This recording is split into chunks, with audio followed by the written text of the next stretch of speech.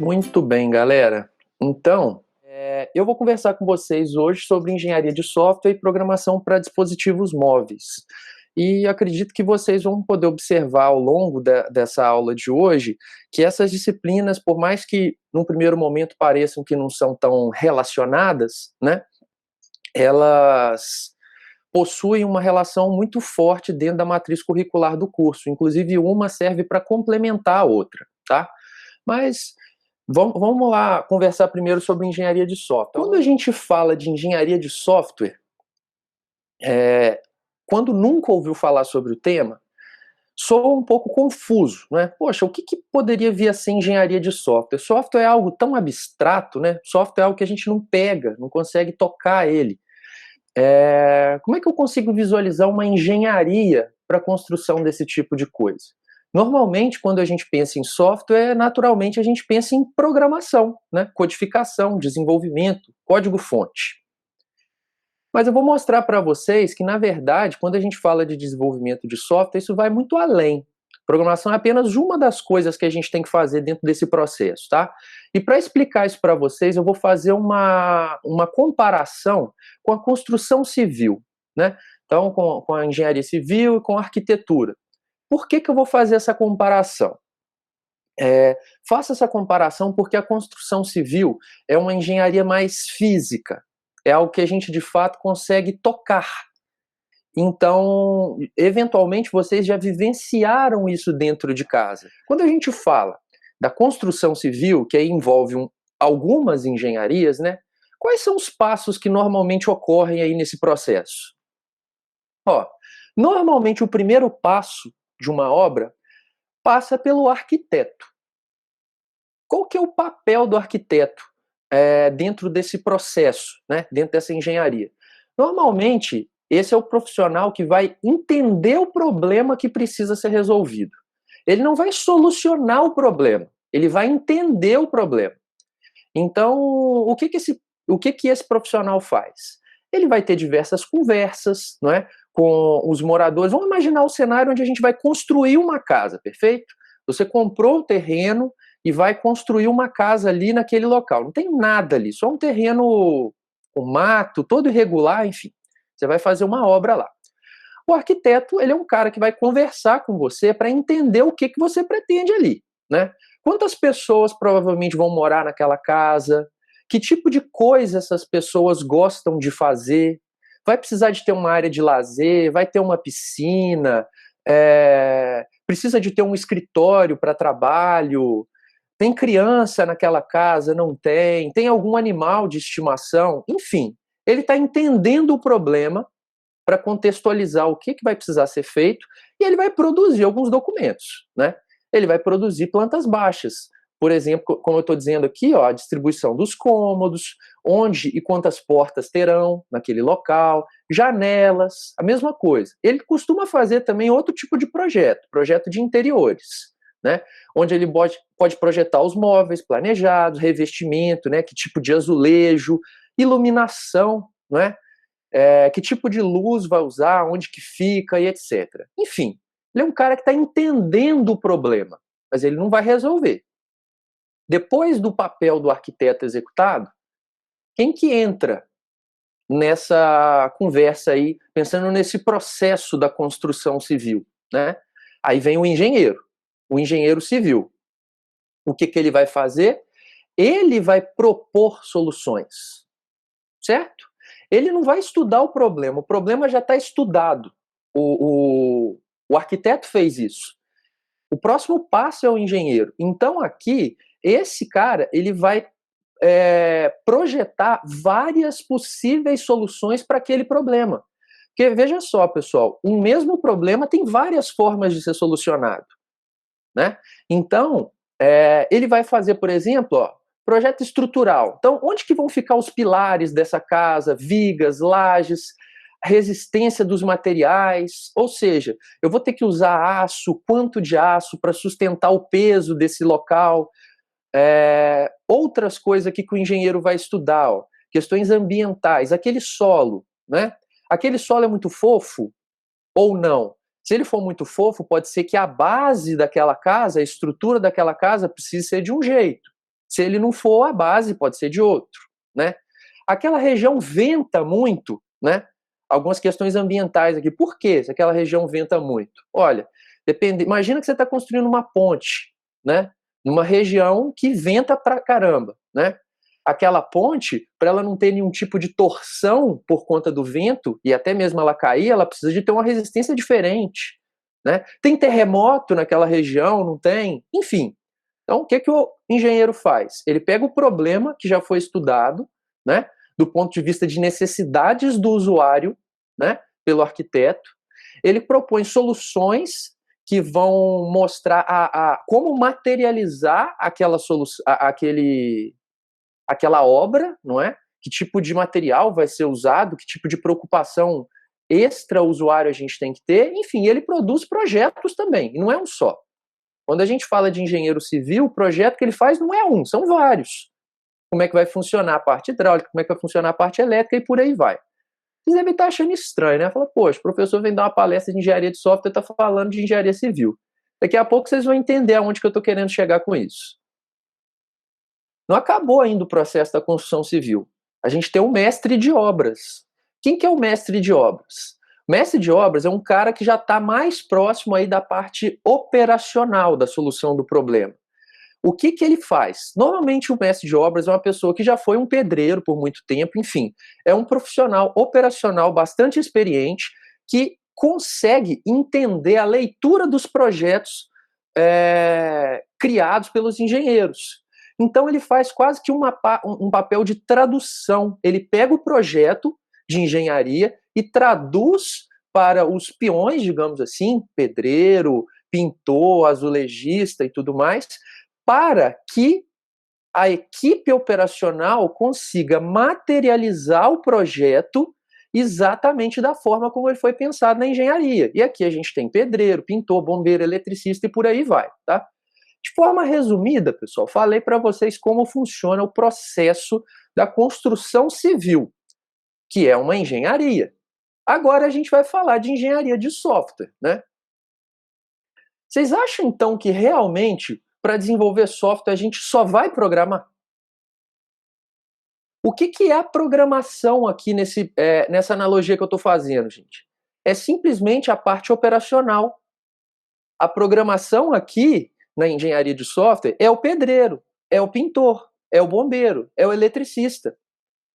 Para a gente chegar a programar um software, uma análise tem que ter sido feita previamente do problema, vários projetos para a solução daquele problema têm que ser realizados, tem estratégias de gestão, de teste, várias coisas mesmo, tá? Então veja só, programação dentro da engenharia de software é a ponta do iceberg. É apenas uma das atividades que a gente vai executar, tá? Então, quando a gente fala de engenharia de software, normalmente eu gosto muito de usar esse termo aqui, ó, pensar grande, tá? Pensa grande mesmo, tá? Quando a gente fala de engenharia de software e aplicação da engenharia de software, você tem que pensar num contexto mais amplo. Um contexto onde você não vai desenvolver um software sozinho. Você vai estar trabalhando numa equipe de desenvolvimento, tá? Eu não estou falando de projetos de software que vão ser concluídos do dia para a noite, não. Estou falando de projetos de software de grandes proporções que podem demorar anos para ser concluído. Então, são projetos que vão seguir cronograma, né? São projetos que têm um orçamento estabelecido. Você tem X reais para concluir isso daí. Mais do que isso não dá. Gerencia esse recurso, né? Eu estou falando de projetos que terão que seguir critérios de qualidade para serem aceitados pelos seus usuários finais, tá? E aqui está a palavra-chave de engenharia de software: organização, tá? Eu estou falando de desenvolvimento de forma organizada, gerenciando recursos, equipes, cronograma, orçamento e etc, tá? Então, veja só, passado esse paralelo inicial, vamos dar uma continuidade aqui nesse paralelo, tá? Vamos imaginar alguns cenários de aplicação das duas engenharias que eu falei para vocês agora há pouco, tá? Vamos lá, construção civil para vocês. Vamos imaginar esses dois cenários aí de aplicação da construção civil, tá, gente? Você tem a possibilidade de ter uma reforma, certo? Ou uma obra bem mais complexa, né? Tipo a construção de um prédio, perfeito? Vocês acham que o processo da construção civil, da engenharia civil, para lidar com esses dois problemas distintos é idêntico? Exatamente os mesmos profissionais que trabalham na reforma, trabalham na construção civil, com a mesma quantidade, gastam o mesmo preço, enfim. O que vocês acham? Não é a mesma coisa. Vamos parar para pensar. Numa reforma, de repente, eu não sei, depende do tipo da reforma, mas eventualmente até um engenheiro civil não participou. Às vezes foi apenas o arquiteto, né, e o pedreiro ou pintor. Se for uma reforma que não envolve parte estrutural da casa, né, o engenheiro civil poderia eventualmente não ser necessário. Agora, se a gente pensa na construção de um prédio, né, sem dúvida que para a construção de um prédio a gente vai ter um processo mais robusto, com todos esses profissionais participando, vai gastar mais tempo, o risco é maior. Vocês conseguem observar que é a mesma engenharia, mas ela não é aplicada de forma idêntica em todas as situações? Os passos desses processos são customizados. Com a engenharia de software é a mesma coisa. Vamos imaginar dois sistemas diferentes aqui, ó. Imagina que a gente está desenvolvendo um sistema para controle de tráfego aéreo, né? E um aplicativo de jogo da velha, certo? São softwares completamente distintos em tamanho e em complexidade. Logo, a maneira como a engenharia de software vai ser aplicada em um não é a mesma que vai ser aplicada no outro.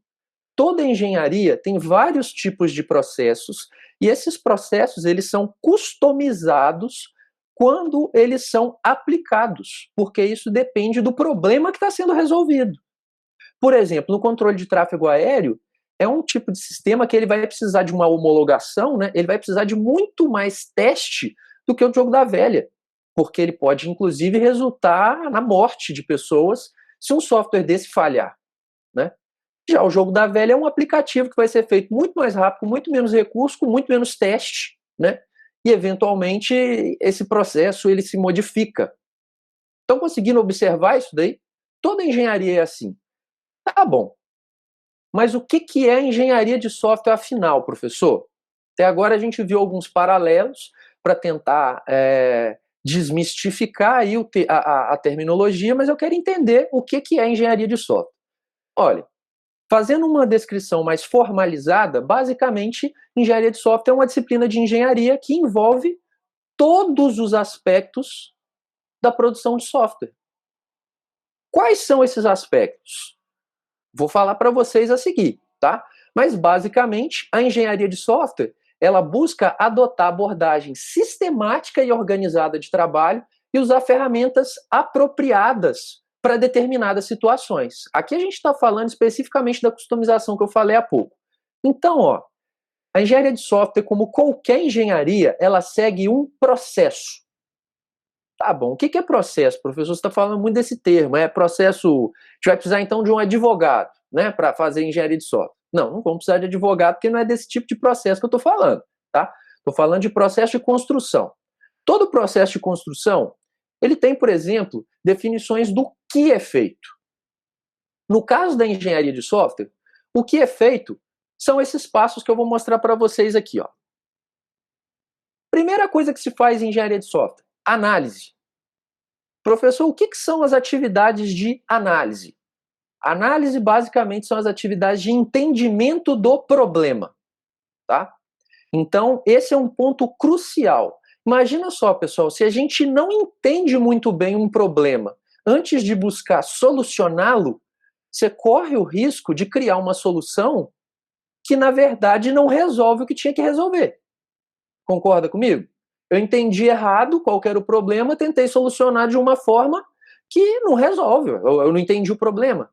Então a análise, o analista de sistemas, ele faz exatamente isso. É um cara que lida muito com o cliente, ele lida muito com o usuário, aplica diversas técnicas de extração de conhecimento para levantar o que a gente chama de requisitos, que podem ser funcionais, não funcionais. Quando a gente fala de requisito funcional, como o próprio nome diz, é o que o software tem que fazer.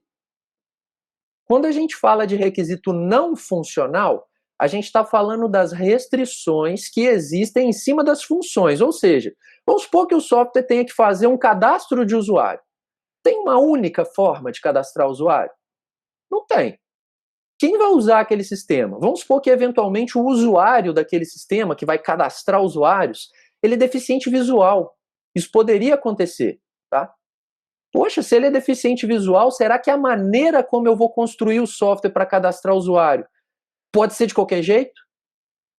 Tem que ter algumas peculiaridades, alguma restrição tem, né, no que é feito, como vai ser feito. Conseguiram visualizar isso daí? Uma vez entendido o problema, a partir da análise, a gente tem projeto. Vocês vão observar que não é muito diferente da construção civil, que eu mostrei agora há pouco, por isso que eu fiz aquele paralelo. O projeto, né, quem vai entrar aqui de fato é o engenheiro de software, ele vai pegar a análise feita pelo analista e vai tentar materializar aquilo em uma solução. E aí, dentro da engenharia de software, a gente tem questões de modelagem estrutural, modelagem comportamental, e projeto aqui é um monte de projeto. Projeto de software não é só um. Você vai projetar interface, você vai projetar banco de dados, você vai projetar as estruturas de dados ali da regra de negócio, né? Você vai projetar navegabilidade, você vai projetar os testes, você vai projetar um monte de coisa. Tá certo? Então, quando a gente fala em projeto em engenharia de software, é no plural, são projetos, assim como em quase toda engenharia. Uma vez que esses projetos que propõem soluções para aquele problema foram criadas, a gente tem a equipe de implementação, certo? Aqui eu estou falando do programador. Veja só, o programador, ele tem que atuar aqui da mesma forma que um pedreiro atua na construção civil, se a gente for pensar em processo. Quando eu falo nesse processo mais robusto, imagina a construção de um prédio, tá? O pedreiro, ele não dá opinião na construção de um prédio. O pedreiro não é o cara que vai tomar decisão para falar, ah, não põe essa pilastra aqui não. Não põe aquela janela ali não põe essa porta ali não. O pedreiro, ele simplesmente pega o projeto e constrói. O programador, dentro de uma equipe de engenharia de software, ele faz isso também. Ele pega o projeto e constrói. Não é ele que vai conceber, ele vai materializar o que já foi pensado anteriormente. E, claro, tem várias técnicas de implementação que a gente estuda dentro de engenharia, padrões de projeto e por aí vai. Muito bem, uma vez que se construiu algo, se programou algo, né, a gente tem que verificar a qualidade do que foi feito. Será que o que foi construído está de acordo com o que precisava ser feito? Lembra que a gente tinha feito a análise?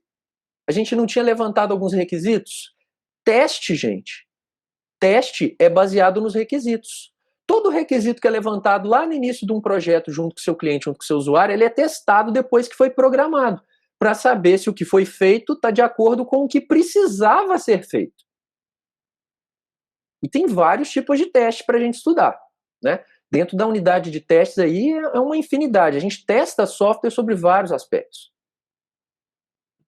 Uma vez, então, que eu tenho uma solução, né, que teve seu problema analisado, foi projetado soluções para ela, foi materializada aquela solução por meio da implementação, testou-se a qualidade.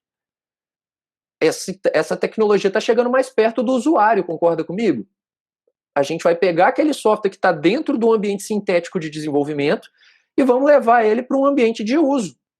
A gente vai, então, implantar um software, colocar ele em funcionamento.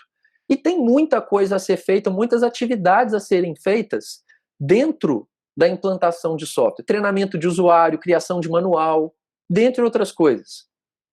Tá?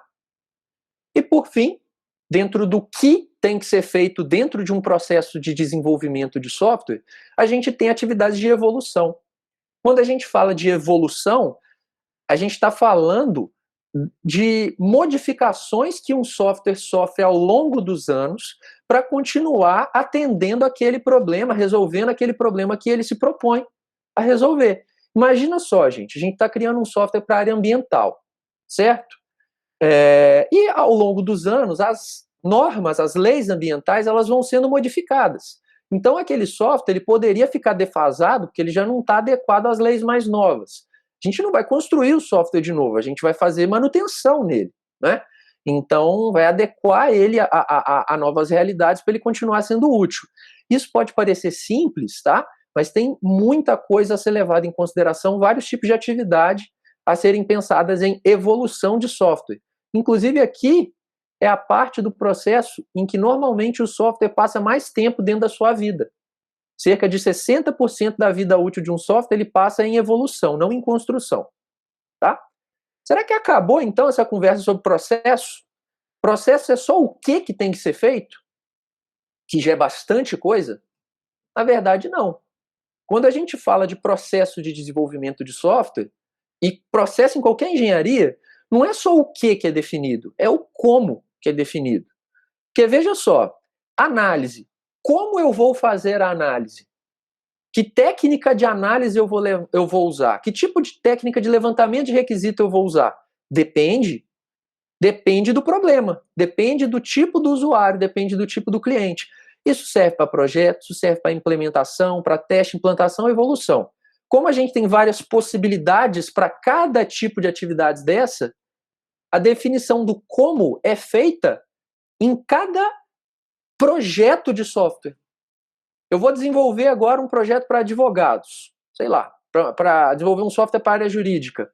O como vai ser feito é diferente de quando eu for desenvolver um software para a área médica. Tem atividades do mesmo tipo, mas não exatamente iguais. O processo também tem que definir quem. Afinal de contas, imagina que você está dentro dessa equipe. Você começou a trabalhar lá. Poxa, quem que é o responsável pela análise? Quem que é o responsável pelo projeto? Quem que é o responsável pela implementação? Às vezes, um mesmo profissional pode ser responsável por dois tipos de atividades distintas. Ou não. Às vezes, profissionais separados são para cada tipo de atividade. Depende. Essa palavra depende é o que a gente mais escuta em engenharia de software. Porque isso é tudo customizável. E, além disso, a gente tem que definir o quando. Porque, olha só, eu vou começar a fazer projeto só quando toda a análise do software foi concluída? Ou eu posso começar a fazer projeto para uma parte do software quando uma parte dele já foi analisada? Estão conseguindo entender o que eu estou querendo dizer? Existe trabalho paralelo nesse processo ou não? Ou é uma cascata? Eu tenho que acabar tudo de uma atividade para passar para outra depois? Depende. Nenhum processo é idêntico, tá, gente? De uma maneira geral, todo o processo de desenvolvimento de software tem que responder o que é feito, como é feito, quem vai fazer, quando vai fazer, envolve essas atividades que eu mostrei aqui, mas dificilmente um é idêntico ao outro. Isso é engenharia de software. Isso é um mundo à parte para a gente estudar.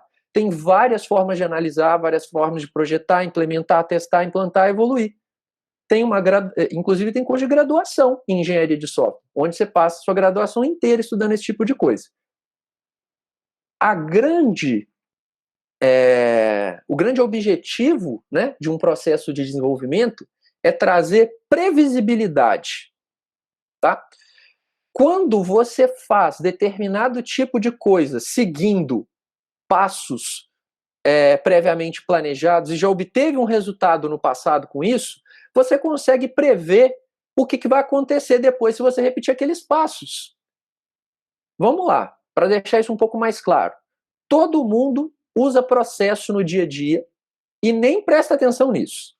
Eu vou dar um exemplo claro para vocês. Tá? Vamos imaginar aí o cenário pré-pandemia, onde vocês estavam aqui em Viçosa, né? Por algumas semanas, não foi tanto tempo, mas Deus quiser, daqui a pouco vocês estão voltando, tá? Mas vocês tinham uma rotina diária de ir para a aula, correto? Então, vamos supor, eu tinha aula todo dia às 8 horas da manhã. Você provavelmente, quando tinha aula às 8 horas da manhã, acordava no mesmo horário e seguia a mesma sequência de passos. Vamos supor, olha, eu tenho aula às 8 horas da manhã, eu vou colocar então meu despertador às 7, tá?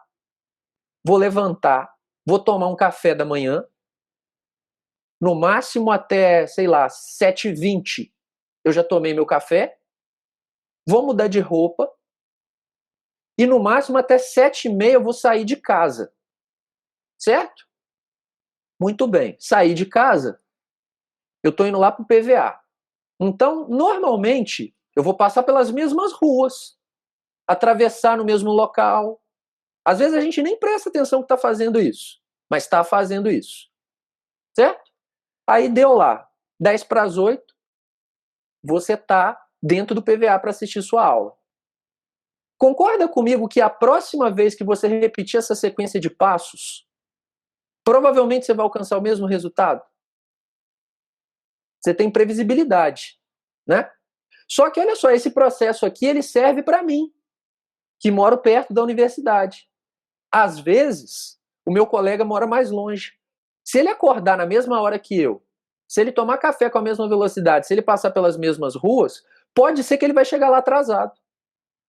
Estão conseguindo ver que o mesmo processo não resolve todos os tipos de problema? Por isso que um processo de desenvolvimento tem que ser customizado. Mas para problemas de uma mesma característica, ele traz previsibilidade. É isso que uma engenharia quer trazer. Perfeito? Muito bem. Como que a gente fazia software sem usar engenharia? Olha só, vou traduzir aqui para vocês.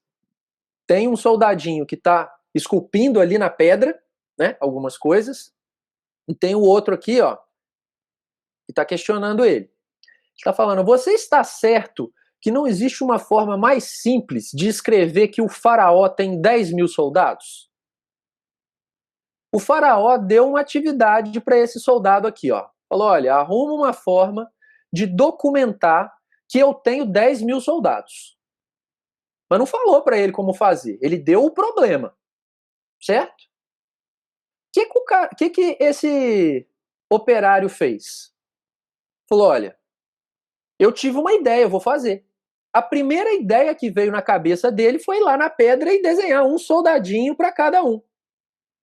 A gente às vezes tem essa visão, ou às vezes essa ansiedade, não é? De achar que a gente tem que partir para solucionar um problema imediatamente quando ele chega para a gente, sem antes pensar nas possíveis formas de solucionar aquele problema e decidir qual que é a melhor e depois resolvê-lo. Não necessariamente quem começa a resolver um problema primeiro acaba de resolver ele primeiro.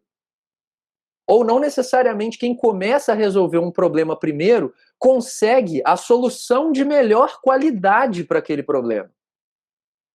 Isso daqui representa muito bem o desenvolver software sem usar uma engenharia.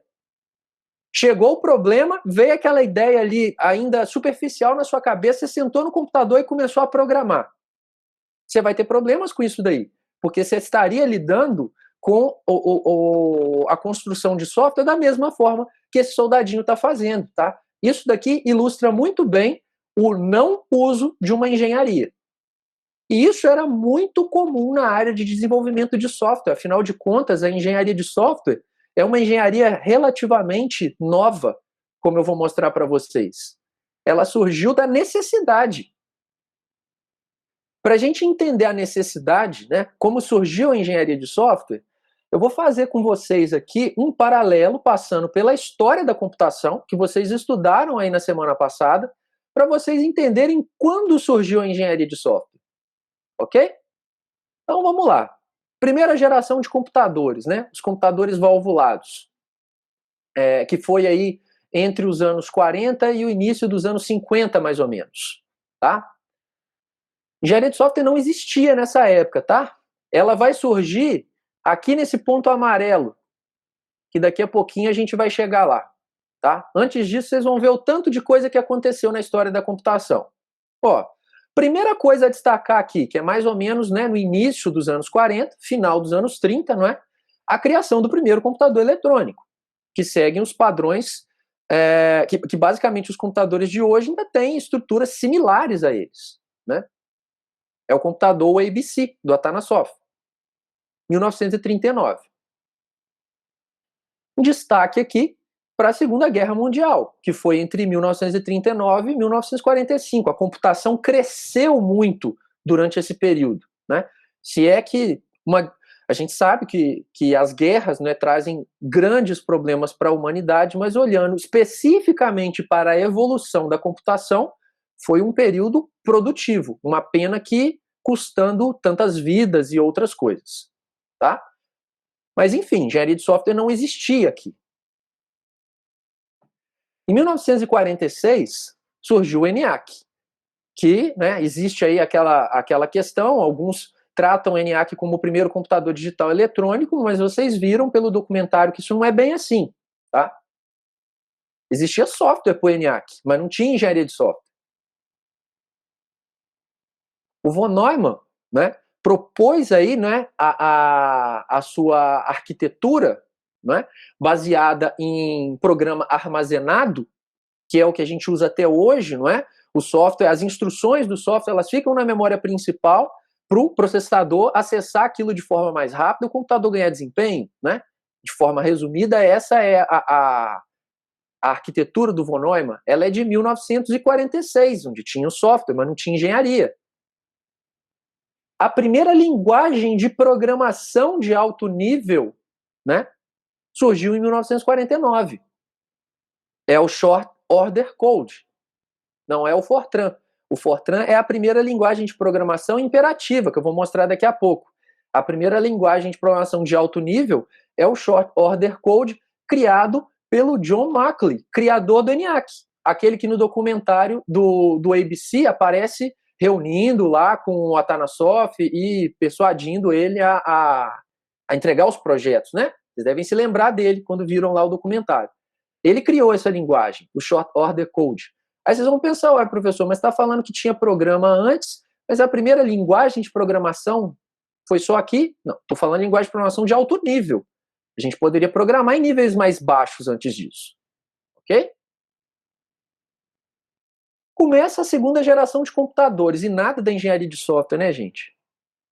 Aqui, ó, a gente teve, por exemplo, o IAS, que foi um dos primeiros computadores a utilizar a arquitetura do von Neumann e entrar em operação em 52, né? E nada da engenharia. O Fortran surgiu aqui, ó, 1956. Primeira linguagem de programação imperativa, né? Linguagens imperativas são as que são mais usadas hoje em dia, né? Quando a gente fala linguagem imperativa, a gente está falando daquelas linguagens onde você dá ordem para o computador. Faça isso, escreva, imprima, leia, mostre, né? As linguagens com essas características imperativas, né, a primeira delas foi o Fortran. Surgiu aí em 56. Começou a terceira geração de computadores e nada da engenharia de software, né? Aí veio o Algol, veio o COBOL, que são duas linguagens de programação muito usadas na época, né? O BASIC, a mesma coisa. Veio a primeira linguagem de programação orientada a objeto, que foi o Simula 67. E aqui veio um evento que é conhecido na história da computação como a crise do software. Daqui a pouquinho a gente vai voltar a falar sobre esse termo, tá?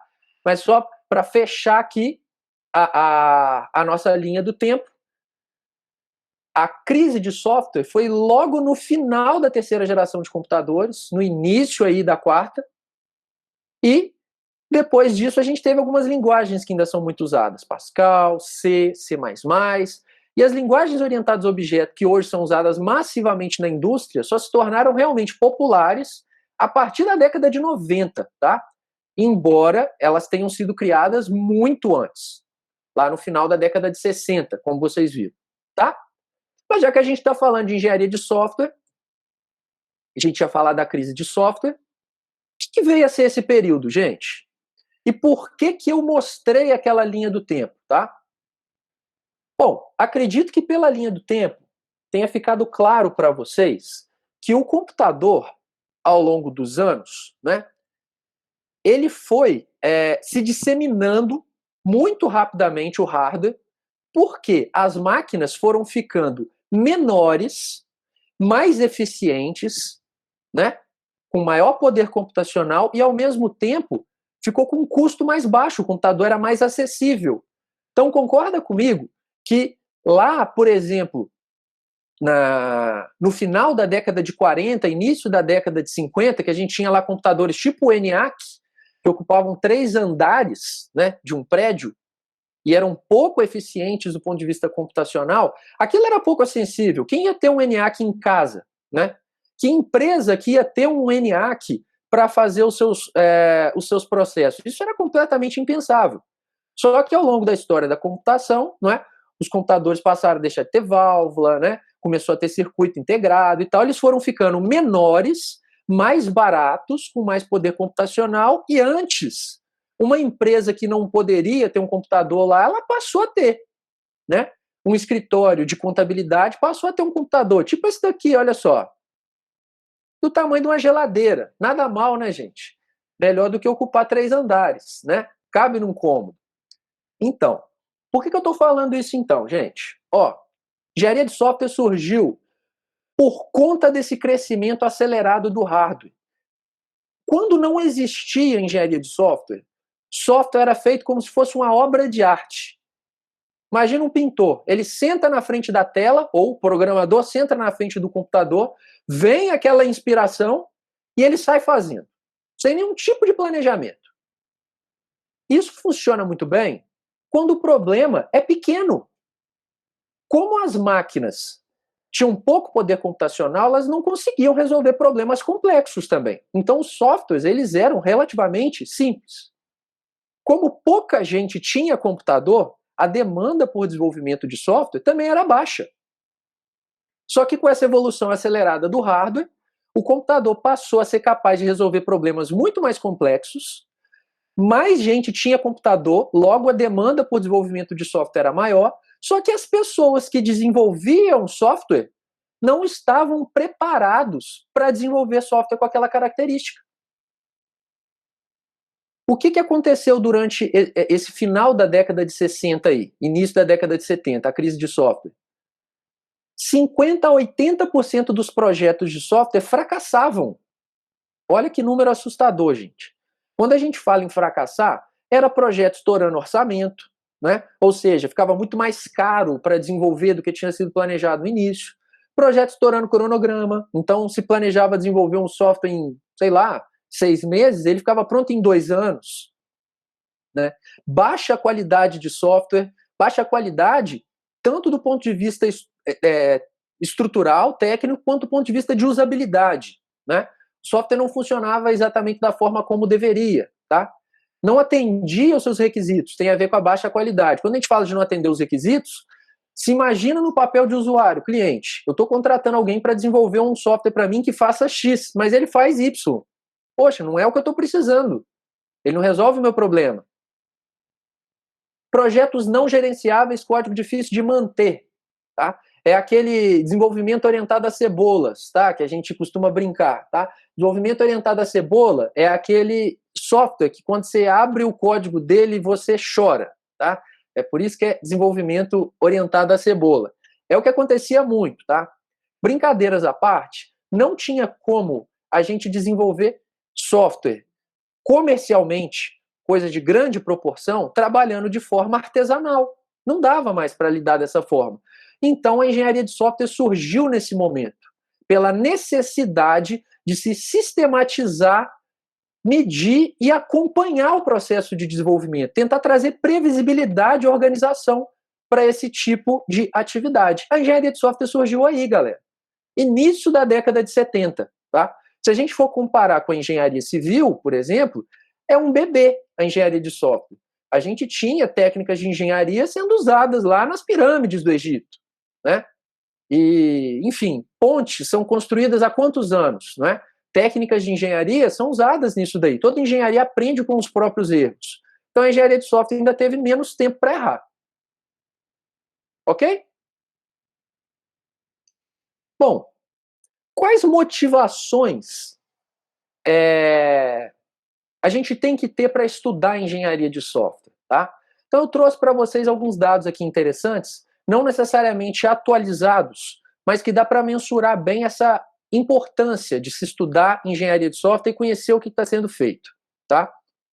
Veja só, a economia de todas as nações desenvolvidas, né, os países de primeiro mundo, dependem de software. Tá?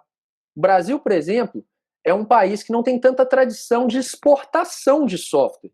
A gente exporta muito mais coisas da área agrícola, né? Exporta soja, exporta carne, exporta, enfim, outras coisas, certo? Os países de ponta, eles costumam exportar tecnologia, né? Dificilmente a gente joga um jogo hoje que foi desenvolvido no Brasil. Tem muitos jogos bons desenvolvidos no Brasil, né? Mas a grande maioria dos AAA, não é, que são aqueles jogos que todo mundo quer jogar, eles são feitos, né, nos Estados Unidos, no Canadá, enfim, países de primeiro mundo que estão o quê? Exportando tecnologia, não é? Estou falando de jogo, mas isso serve para qualquer tipo de software. Quando a gente fala de exportação de software, poxa, para você pensar, tá? Se imagina aqui no Brasil, tá? Você é uma empresa que está precisando contratar alguém para desenvolver um software para você, tá? Você não é uma software house. Você é um cliente de software, né, robusto. Imagina aí uma multinacional, tá? Uma Vale da vida, uma coisa por aí. Você está precisando desenvolver um software complexo e você vai contratar uma empresa de fora do Brasil para fazer isso para você, tá? Vamos supor que você vai contratar uma empresa indiana. Você nunca foi na Índia, você não faz a mínima ideia de quem trabalha naquela empresa que você está contratando e você vai colocar um tubo de dinheiro ali naquele projeto para ser feito. Como que eu posso confiar se aquela empresa vai dar conta de fazer o que eu estou precisando? Né? Sem precisar ir lá, conhecer de desenvolvimento de software, conhecer as pessoas, fazer um levantamento histórico da empresa, enfim. Em engenharia de software, por exemplo, tem o que a gente chama de modelo de maturidade de processo. Eu não vou entrar em detalhes aqui, porque não é o objetivo, a gente aprende isso na disciplina, mas o modelo de maturidade de processo é como se fosse uma régua que mede o nível de capacidade de desenvolvimento de software com qualidade de uma empresa. Esse nível, ele costuma variar, por exemplo, de 1 até 5, né? Tem alguns modelos que são baseados em letra, não é? Então eles vão do nível G, que é o mais baixo, até o nível A. Enfim, isso tem esse tipo de modelo tem aceite mundial. Para você ser avaliado em um desses níveis de maturidade, tem todo um processo de treinamento, implantação, enfim, estratégias de desenvolvimento que uma empresa tem que adotar. Isso não é adquirido assim do dia para a noite, é como se fosse uma certificação. Então vamos supor, eu estou contratando essa empresa lá da Índia. Ela é CMMI nível 5, que é um modelo de maturidade muito usado no mundo. E o 5 é o nível máximo dele. Poxa, para mim tá ótimo. Eu não preciso de saber quem tá lá. É CMMI nível 5, eu posso contratar de olhos fechados, né? Então, quando a gente pensa em exportação, naturalmente a gente vai pensar em qualidade. Ninguém vai ter um nível tão alto desse se não tiver a qualidade esperada. E para atingir esses níveis tem muita coisa de engenharia para se aplicar. Trazendo isso para dinheiro, olha só, em 2009, os Estados Unidos investiram aí US$ 1 trilhão em equipamentos, software, TI de uma maneira geral, né? No Brasil, para a gente fazer um paralelo mais próximo da nossa realidade, ó, entre 2008 e 2012, né, os investimentos da área de TI no Brasil dobraram, né, passando de 3,5% do PIB para 7% do PIB. Tá? Isso daqui, claro, que tem uma influência muito forte dos eventos esportivos que aconteceram no Brasil por essa época, né? Ou os que estavam para acontecer, né? A gente teve a Copa do Mundo, né? De 2014, a gente teve as Olimpíadas de 2016, teve nessa época também a descoberta do pré-sal, que ainda era muito promissor. Então, muita tecnologia precisou ser desenvolvida internamente para sustentar esses eventos e para a extração do pré-sal. Então, o investimento aumentou muito aqui. Tá? Então, em 2013, né, o crescimento da indústria de TI do Brasil foi de 14%, sendo que a média do crescimento mundial era de 5,5%. Tá? Isso é bem legal. O Brasil tinha ficado em 7º lugar no mundo em crescimento, ficando atrás só dos cabeças, né? Aqui, quem estava na frente do Brasil, né? A gente pega na América, né? Estados Unidos, na Ásia, China e Japão, e na Europa você tem Alemanha, França e Reino Unido. Depois disso, só o Brasil. Então o Brasil estava muito bem, tá? Por que eu estou apresentando esses números? E ainda vou apresentar mais outras questões aqui para vocês, tá? A gente ainda está em motivações, tá? O que eu tenho que estudar em engenharia de software? Cada vez mais sistemas são controlados por software. Hoje, software não é uma coisa que está só no nosso computador de casa, que está só no nosso celular. Tudo hoje é controlado por software. A indústria automobilística, por exemplo, ela é totalmente dependente de software hoje em dia, né? Aqui eu estou dando alguns exemplos também, ó. O sistema de estacionamento automático. Alguém já teve a oportunidade de estar dentro de um carro que tem esse tipo de tecnologia?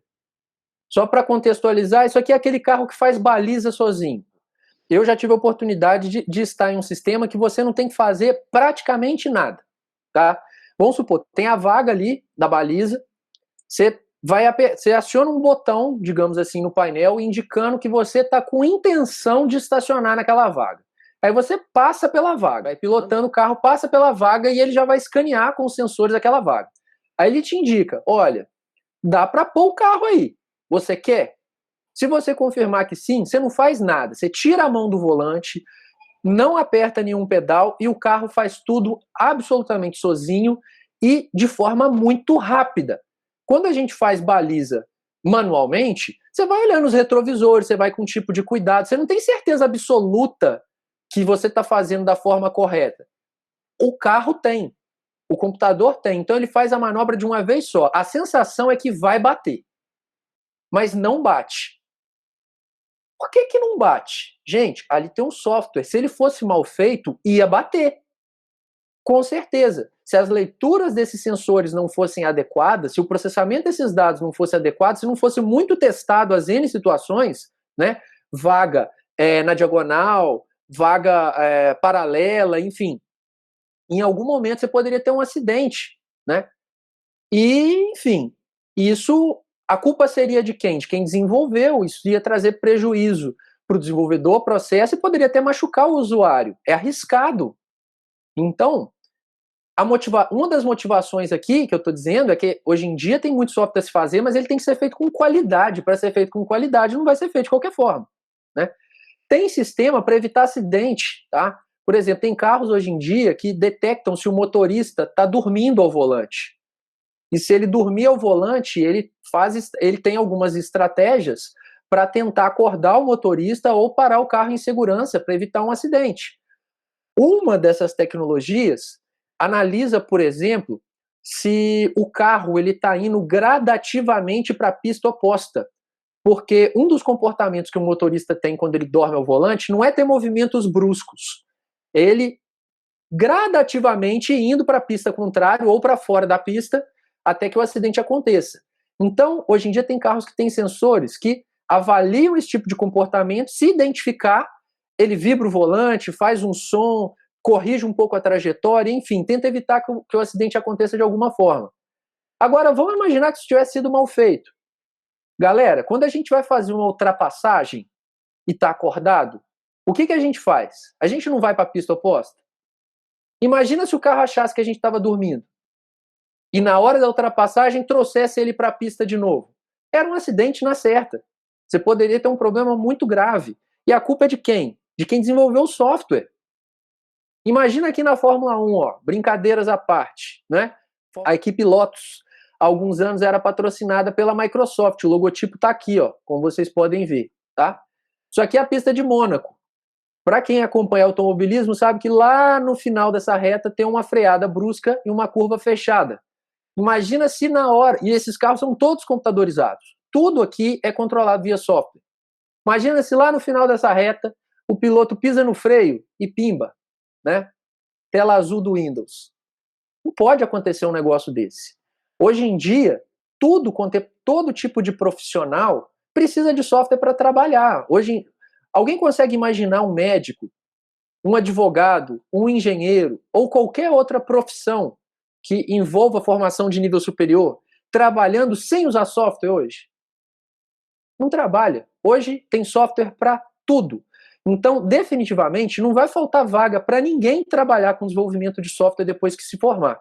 E eu falo isso sem nenhum tipo de demagogia, tá? logo, logo, quando vocês tiverem alguns períodos mais avançados do curso, vão começar a surgir as ofertas de emprego. As empresas vindo aqui no departamento de informática atrás de vocês. É muito comum os alunos já saírem empregados da graduação.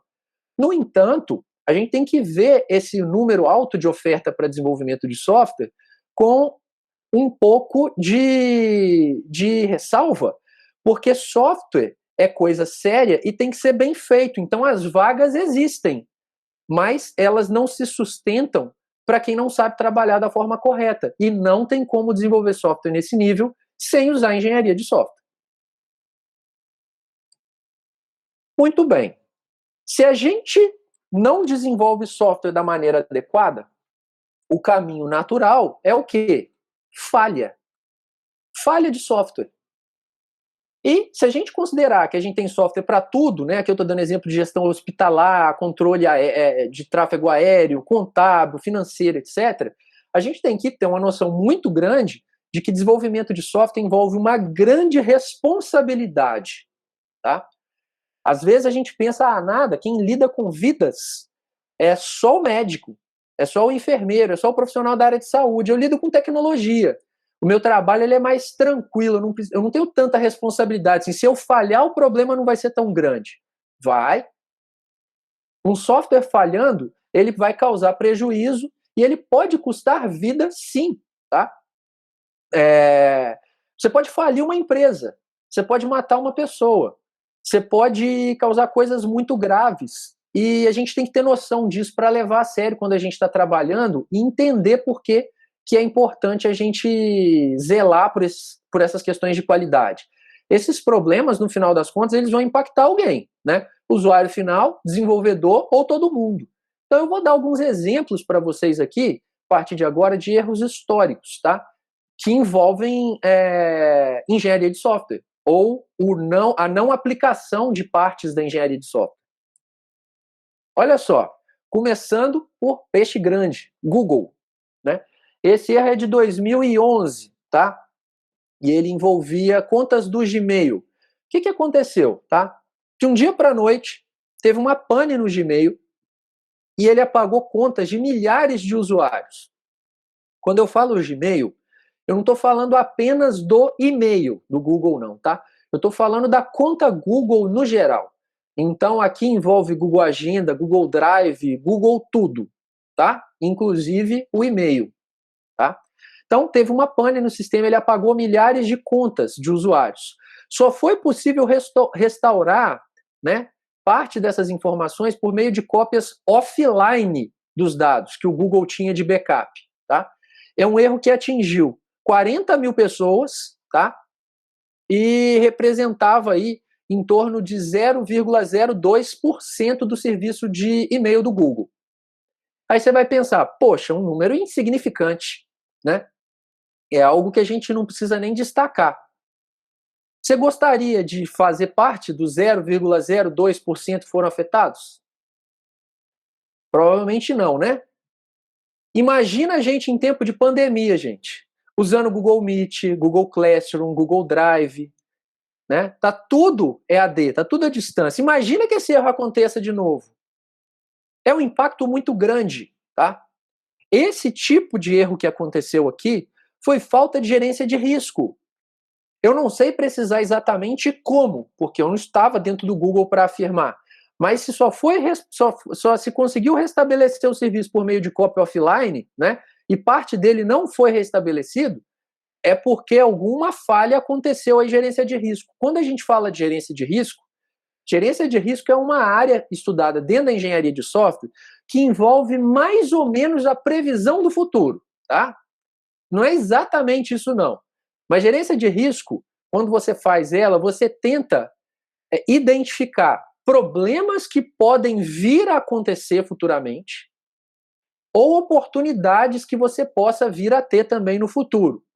Mas a ideia não é só identificar os possíveis problemas e as possíveis oportunidades, não. É também traçar um plano de ação para ser executado se aquilo acontecer.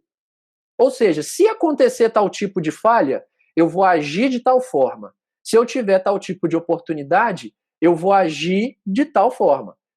Então, Se aquilo acontecer, você não é pego de surpresa, você já está preparado para aquilo. Conseguiram entender a ideia? Estou dando uma visão geral do que é gerência de risco, mas a falha aqui no Gmail envolvia isso. Outro problema. A gente estava falando aí de Fórmula 1, não é? Então, veja só.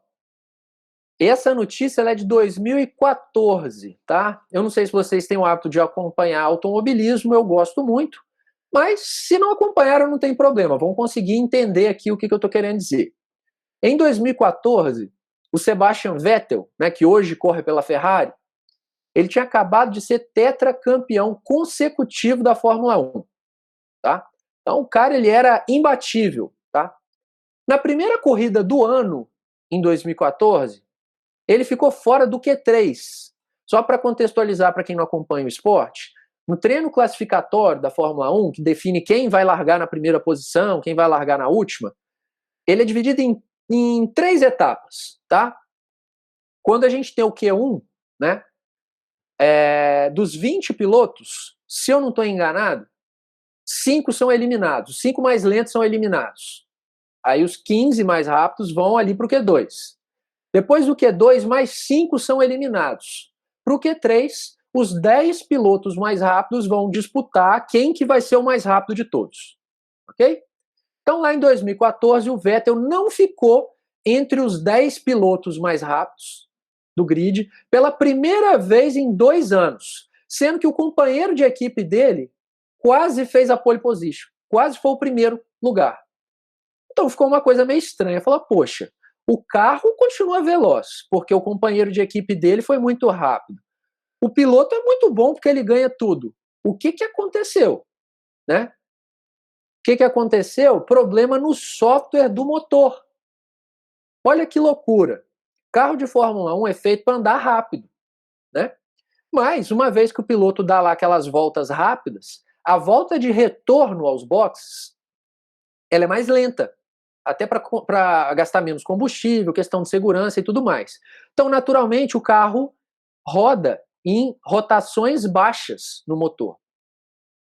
O software que controlava o motor do Vettel naquele dia, né, ele teve um comportamento anômalo quando o motor começou a girar em baixas rotações. E ele simplesmente parou, o carro deu problema e atrapalhou tudo. Tá? O que aconteceu aqui, gente? Falta de teste. Ué.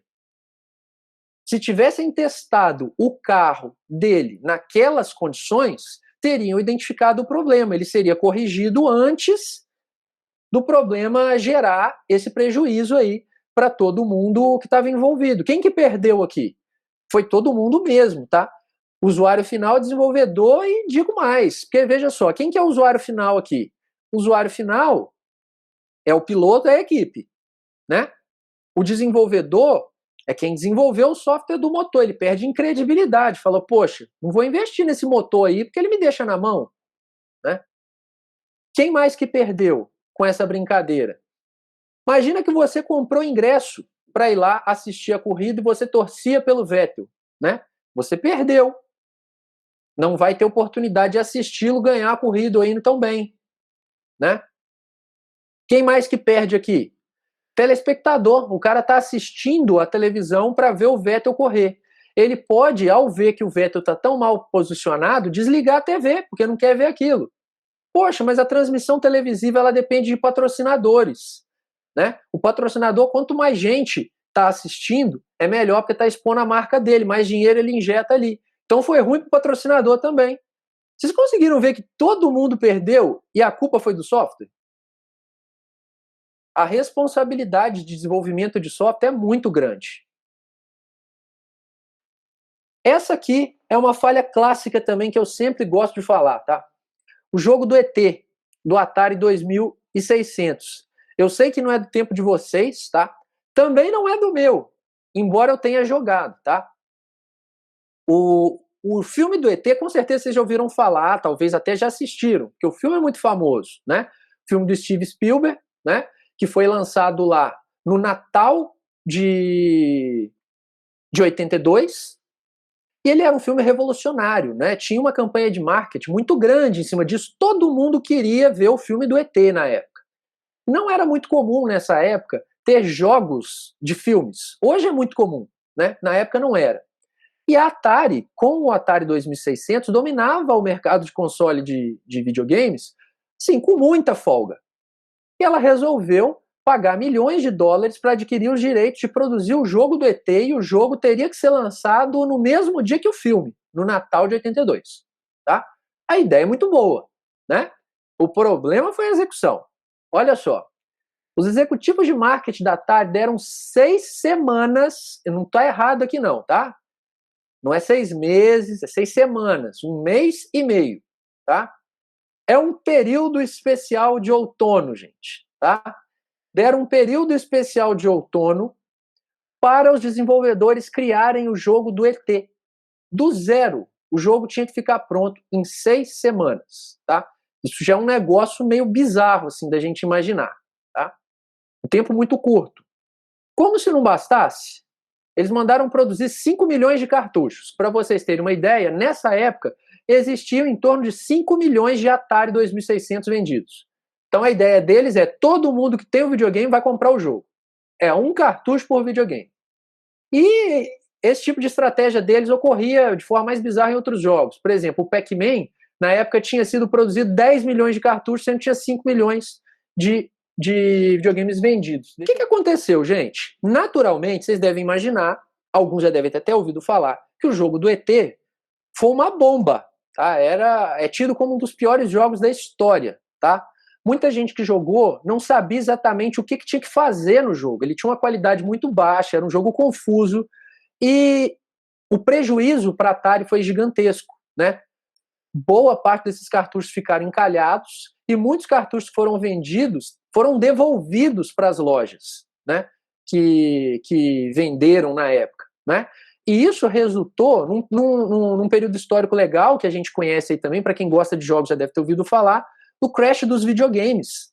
A Atari praticamente faliu nessa época, videogame passou a ser um negócio assim, meio obscuro, né? Dificilmente um videogame emplacava, e esse cenário só foi mudar lá no final da década de 70, quando a Nintendo lançou o primeiro videogame dela. Aí a coisa voltou ao normal. Mas tudo foi fruto dessa bomba aqui, ó, de um problema de engenharia de software, tá? Olha só, eu falei aqui, ó, que dezenas de milhares de cartuchos foram descartados no deserto, né? Isso foi tido como teoria da conspiração, né, por muitos anos, né? Não sabia se era lenda, se era verdade ou não. Há alguns anos, uma equipe, né, fez um trabalho quase de arqueologia, né? Estava tentando identificar o local onde supostamente esses cartuchos tinham sido enterrados, e eles de fato foram descobertos. Se eu não estou enganado, é no deserto do Novo México, eu posso estar enganado, tá? Mas o fato é, descobriram esses cartuchos e desenterraram. Isso aqui são fotos reais, ó. Tem um documentário sobre isso. Aqui dá até a capinha dele para vocês. Até pouco tempo tinha no Netflix, tá? Conta exatamente essa história, tá? Atari Game Over. E aqui tem a latitude e longitude de onde esses cartuchos estavam enterrados. Hoje, se vocês pesquisarem no eBay, esses cartuchos recuperados aí que tinham sido enterrados no deserto são vendidos muito caro para colecionador, tá? Enfim, é uma história muito interessante, muito curiosa, mas não vamos fugir do foco aqui, que é engenharia de software. O que deu de errado aí? Tudo, né? De forma resumida, tudo. Mas eu vou destacar algumas coisas, tá? Falta de gerenciamento de risco, que eu já falei o que vem a ser agora há pouco, total, né? Ninguém planejou o que poderia dar errado e como se comportar se aquilo acontecesse. Então, todo mundo foi pego de surpresa. A falha mais absurda aqui, ó, tá no fato de executivo de marketing tomar decisão técnica no processo de desenvolvimento de software. Não sei se vocês observaram, mas quem definiu que são 6 meses para desenvolver o software é a galera que vende. Quem vende, gente, entende de venda, mas não necessariamente entende da construção. O executivo de marketing não sabe como é desenvolver um software. Em engenharia de software tem algo que a gente estuda, que são as métricas. É possível você medir um software em tamanho. Da mesma forma que você fala que uma estrada ela tem, por exemplo, 10 quilômetros, Você consegue falar que um software ele tem X pontos de função. Você consegue ter em software, usando as técnicas de engenharia, medidas de produtividade. Você consegue saber, olha, a minha equipe consegue produzir X pontos de função por hora. O software, no total, tem tantos pontos de função, né? Logo, eu vou demorar tantas horas para desenvolver. Quanto custa a hora do meu desenvolvedor e quantos desenvolvedores estão envolvidos, né? Multiplica isso pelo total de horas que você vai gastar, coloca a sua margem de lucro, você tem o preço do software. Só para vocês terem uma ideia, né, de forma resumida, de como que esse tipo de coisa é definida. Sem usar métrica, você está dando um tiro no escuro, que foi o que aconteceu aí. Tá certo? Falta de planejamento, falta de projeto, falta de análise, estava tudo errado. Pronto, para a gente resumir aqui, tá? Engenharia de software foi completamente ignorada nesse processo. E todo mundo perdeu. Ok? Bom, a gente tem alguns desafios para lidar no desenvolvimento de software que a engenharia de software tenta amenizar, tá? Aqui eu trouxe um probleminha simples, provavelmente com o pouco que vocês viram de programação até agora, porque o período foi interrompido de forma muito rápida, tá? Talvez vocês até já tivessem condição para desenvolver um software como esse aqui. Olha só qual que é o problema, tá? Veja só. Dado 3 valores de entrada, verificar se eles podem ser comprimentos dos lados de um triângulo. Se forem, determinar se formam um triângulo equilátero, isósceles ou escaleno. Se não formarem, né, um triângulo, escrever uma mensagem apropriada. Então a ideia é o seguinte, eu vou desenvolver um software, eu vou entrar nele com 3 valores. Ele vai pegar aqueles valores e vai me falar, ó, esses valores eles poderiam formar um triângulo? Sim.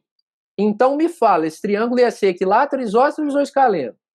Se ele não forma um triângulo, ele só vai me falar, ó, não dá para fazer um triângulo com esse daqui. Lembrando que a regra para saber se os lados formam um triângulo ou não, vocês aprendem isso lá no ensino médio. Tá aqui, ó, né? Cada lado do triângulo, ele tem que ser maior, né, do que o valor absoluto da subtração dos outros dois lados, e ele tem que ser menor do que a soma dos outros dois. Se uma dessas 3 aqui, ó, falhar, eu não tenho um triângulo. Aqui, por exemplo, eu não tenho um triângulo. Ó. Por quê? Tá vendo que o lado C ele é maior do que o A e o B somados? Então, infringiu essa regra aqui. Ó. Perfeito? Tá bom. Eu já expliquei para vocês o processo de desenvolvimento de uma maneira breve, né? Vocês já devem ter visto ali a questão da análise. Isso que eu estou fazendo aqui é análise. Eu estou estudando o problema. Vocês acham que aqui eu tenho informação suficiente para desenvolver um software sem nenhum tipo de problema? E se as entradas forem negativas? E se as entradas forem 0? Eu informar lá que o lado A tem o comprimento 0, o lado B tem o comprimento menos 30. E aí? Alguns poderiam dizer, ah, professor, mas isso aí é óbvio, né? Ninguém vai informar para um programa um lado igual a 0. Ninguém vai informar para um programa um lado com valor negativo, porque as pessoas sabem que isso não é válido para um triângulo. Gente, guardem isso, tá? Usuário tem dedo podre, tá? Usuário de software tem dedo podre. Se o seu software tiver um problema, o seu usuário vai encontrar aquele problema. Então, tenta evitar que o problema aconteça ou descobrir ele antes, por meio de um teste, tá? Porque esse tipo de coisa pode trazer um problema mais sério. A palavra óbvio, ela deve ser abolida dentro do processo de desenvolvimento de software, porque o que é óbvio para mim não é óbvio para você. E vice-versa, o óbvio é um negócio muito relativo. Então, veja só, situações não previstas no início do projeto podem causar falhas. O teste de um software é baseado na análise que foi feita para aquele software. Então, se não foi levantado o requisito funcional ou não funcional sobre essas questões aqui, ó, provavelmente o software não vai ser testado para essas situações. E esse erro não seria identificado. Seu usuário ia descobrir aquilo no dia a dia. Então, a gente tem que tomar muito cuidado, tá? os requisitos omissos ou os requisitos faltantes, eles refletem um percentual significativo das falhas de software que a gente encontra. Tá certo? Outro tipo de desafio que a gente tem para enfrentar aqui, ó, e que nas disciplinas de engenharia a gente aprende a lidar com essas questões. A questão da ambiguidade e a dificuldade para a extração de conhecimento. Eu tenho certeza que vocês já devem ter visto essas imagens das árvores aí, das gangorras, mas por trás da piada tem coisa importante aqui nessa figurinha, tá? Vamos lá, para quem nunca viu, eu vou mostrar para vocês. Isso daqui, ó, é como que o usuário desejava um software, tá? Então, eu estou contratando alguém para desenvolver um software para mim e, às vezes, normalmente eu já tenho uma ideia na minha cabeça do que eu estou precisando. Essa imagem aí, tá? Isso é o que está na minha cabeça que eu estou precisando. Só que, normalmente, quando a gente começa o processo de desenvolvimento, às vezes, o cliente ou o usuário, ele tem uma certa dificuldade para expor a necessidade dele. Às vezes ele até sabe o que ele quer, mas ele não consegue passar aquela informação da forma correta. Então pode acontecer dele já passar a necessidade dele de forma ligeiramente diferente da maneira como ele mesmo deseja. Tá? Para piorar, o analista que está lidando com o usuário nesse momento, fazendo a extração de requisitos, ele pode entender o usuário de uma forma ainda diferente da que ele explicou. A coisa vai só piorando, tá? E aí o que o analista faz? Uma vez que ele acabou de fazer o levantamento de requisitos, ele vai fazer a análise e especificação. Ele vai definir os requisitos. Se ele não usar as técnicas corretamente, ele pode ainda documentar as necessidades de uma forma diferente da que ele mesmo entendeu. Olha como é que vai piorando. O programador, eventualmente, ele vai ter que seguir os projetos, ele vai ter que seguir as análises, mas se ele não entende como esses documentos são construídos, se ele não sabe ler e interpretar aqueles documentos, ele pode entender uma coisa diferente também. O programador ele não precisa necessariamente saber fazer um projeto, saber fazer uma análise, mas ele tem que saber interpretar. Se ele não souber, ele vai produzir algo diferente. E no final, o sistema fica essa geringonça aqui, ó, completamente diferente do que precisava ser feito desde o início. Essa é uma brincadeira, mas isso, infelizmente, tem uma chance muito grande de acontecer se a gente não seguir as técnicas de engenharia, tá? Porque é necessário que seja feito um planejamento não só de como vai documentar as coisas no processo de desenvolvimento, mas como vai ser feita a comunicação, tá? Aqui existem várias técnicas, por exemplo, de levantamento de requisitos, que fica nessa etapa aqui, ó, né? Fica nessa etapa aqui onde o usuário fala o que ele precisa e o analista entende o que o usuário está passando, né? Essa etapa de extração tem várias técnicas que são complementares, tá? Por exemplo, tem técnica que funciona muito bem para determinado tipo de usuário, cliente, mas não funciona para outros, tá? Vamos supor, você vai fazer uma entrevista com uma pessoa. Às vezes aquela pessoa, ela é tímida. E devido à timidez, ela deixa de te falar alguma coisa. Então, a entrevista, ela eventualmente foi falha nesse aspecto, tá?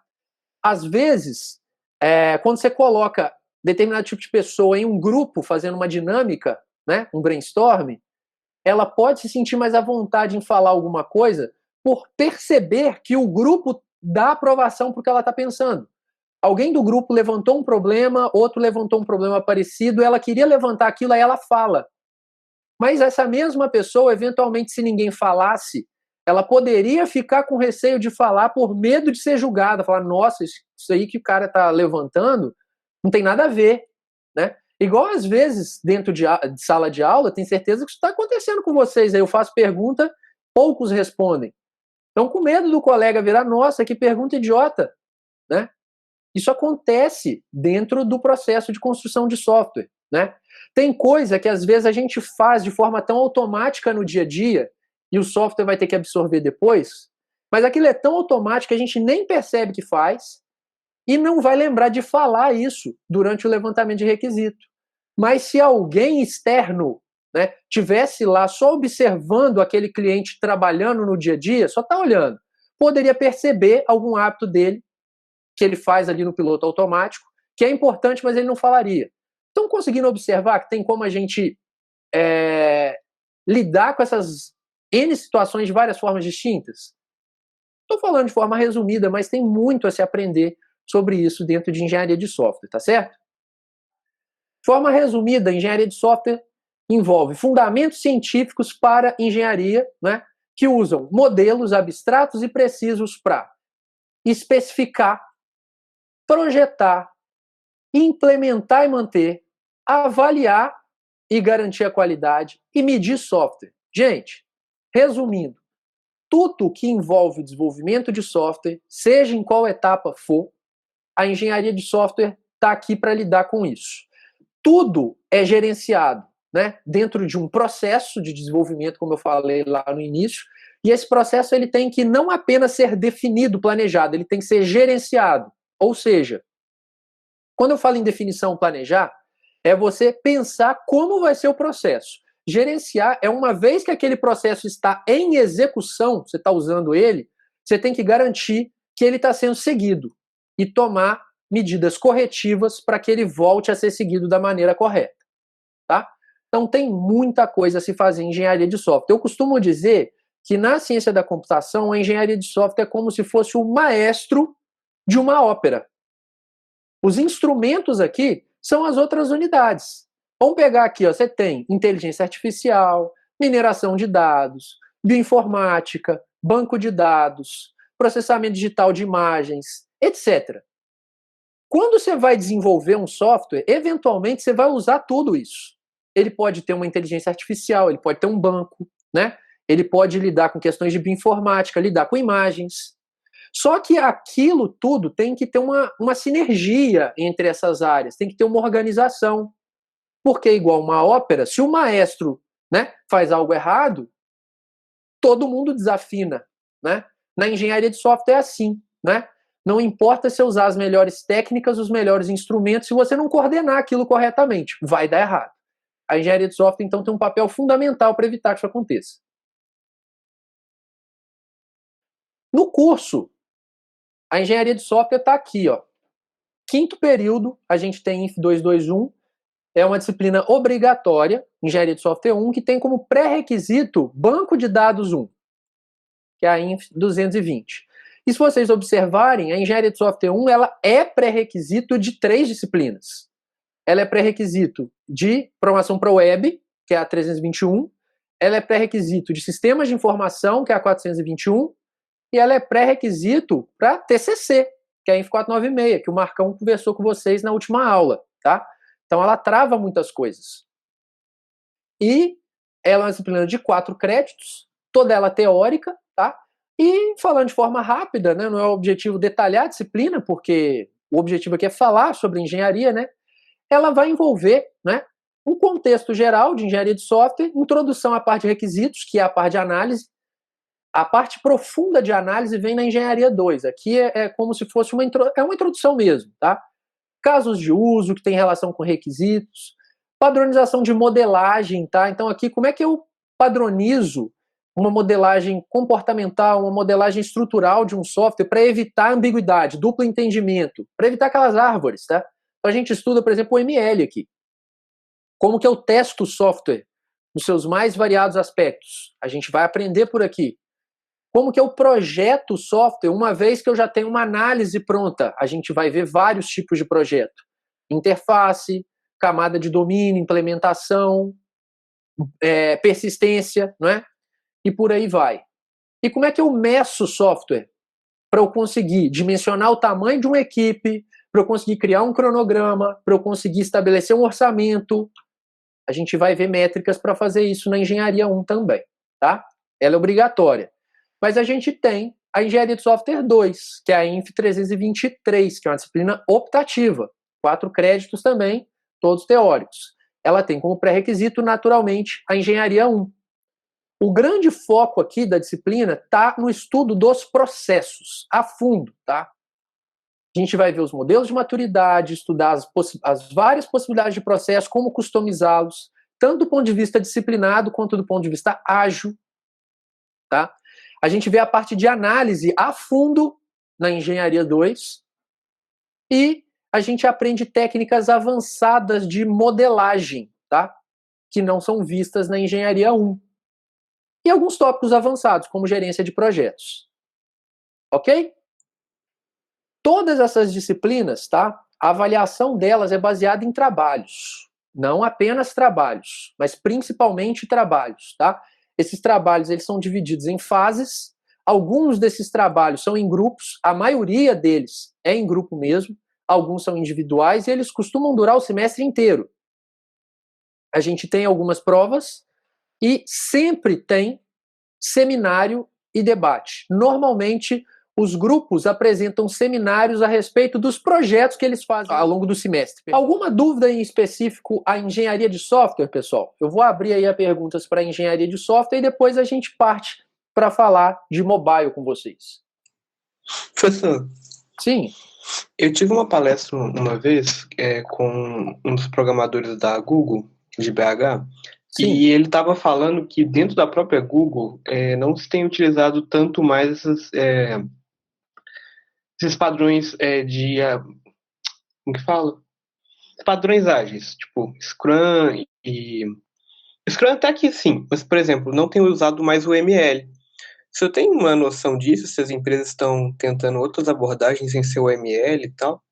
Porque, não sei. Uma pergunta bem legal, Gilberto, né? Isso. Gilberto, isso é uma verdade, mas ela tem que ser analisada com cuidado, tá? Tudo que a gente aprende em engenharia de software tem uma função, mas nada em engenharia de software é bala de prata. Quando a gente fala em bala de prata, é assim, nunca você vai ver num livro de engenharia de software algo assim, ó, sempre faça isso e obtenha sucesso. Tudo em engenharia de software é customizável, né? Então, o fato de não usar o ML em um projeto não significa que não vai usar em outro. O fato de uma empresa não usar não significa que outra não vai usar, tá? E por aí vai. Isso que é o legal de engenharia de software, a maneira como a gente trabalha na disciplina vai nessa direção, tá?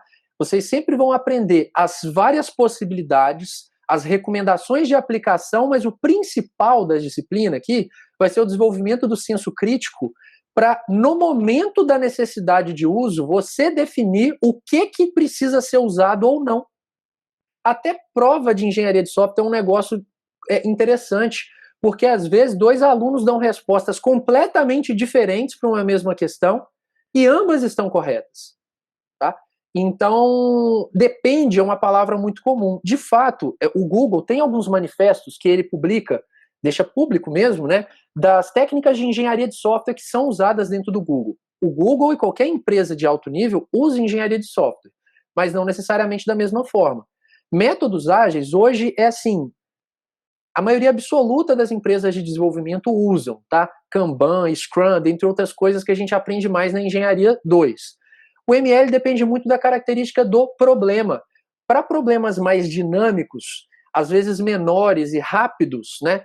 Eventualmente às vezes você vai usar o ML sim, mas às vezes você não vai usar o ML toda, você vai usar uma parte dela. O ML ela é composta por uma quantidade muito grande de diagramas. Às vezes, num projeto você precisa de um, no outro você não precisa. Então, depende. A resposta para a sua pergunta é depende. Ficou claro, então, para vocês?